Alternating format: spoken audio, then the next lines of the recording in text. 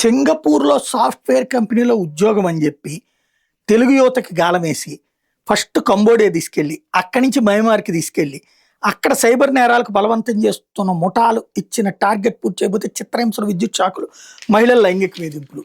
ఇది ఇప్పటికి ఎనిమిదోసారో, తొమ్మిదోసారో నేనే వార్త చదువుంటా. బట్ ఎందుకు పదే పదే మోసపోతారు? విదేశాల్లో ఉద్యోగాలంటే ఎందుకు అర్రులు చాసి పరుగులు పెట్టుకుంటూ పోయి చివరికి ఆ దరిద్రుల చేతికి వెళ్తారు? ఎదురు డబ్బులు ఇచ్చి మరి వాళ్ళ చేతుల్లోకి ఎందుకు పడతారో అర్థం కాదు.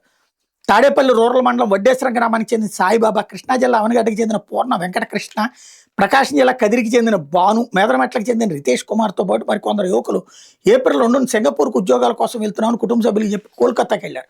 ఆ తర్వాత గుర్తు తెలియని వ్యక్తుల సూచన మేరకు కంబోడియా మీదుగా మయన్మార్కి చేరుకున్నారు. మయన్మార్లోని కొండ ప్రాంతంలోని ఓ సంస్థలో వీళ్ళని సైబర్ నేరాలకు పాల్పడేలా బలవంతం చేస్తున్నట్టు తెలుస్తుంది. ప్రారంభంలో కుటుంబ సభ్యులు, స్నేహితులతో మాట్లాడే అవకాశం ఉన్నా ఆ తర్వాత వాళ్ళు మరో కంపెనీకి తరలించారు.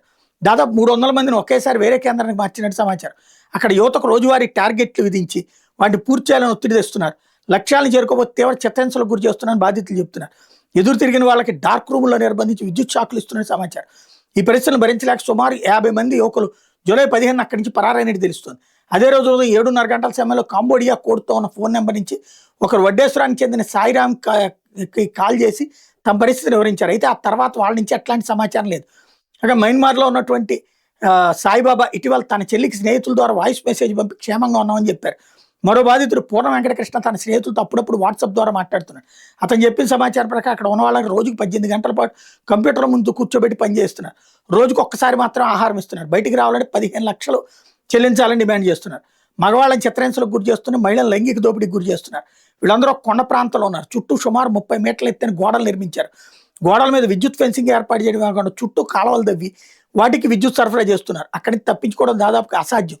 రాష్ట్రంలో దాదాపు ప్రతి జిల్లా నుంచి 5 నుంచి 8 మంది చొప్పున యువకులు మయన్మార్లో ఇట్లాంటి పరిస్థితుల్లో చిక్కున్నారు. అక్కడ అకృత్యాలకు సంబంధించినటువంటి చిత్రాలను పూర్ణ వెంకటకృష్ణ పంపించారు. అదే ఇప్పుడు సాక్షి హైలైట్ చేసి కేంద్ర ప్రభుత్వం జోక్యం చేసుకోవాల్సిన అవసరం ఉంది. మయన్మార్లో జరుగుతున్నది చైనా సంస్థలు వచ్చి మయన్మార్లో పెట్టుకుని చేస్తున్నారు. అక్కడ ఉన్నటువంటి జుంటాలు అంటే మయన్మార్లో తిరుగుబాటుదారులు కొన్ని ఏరియాలో సహకరిస్తున్నారు, కొన్ని ఏరియాలో ప్రభుత్వమే సహకరిస్తుంది.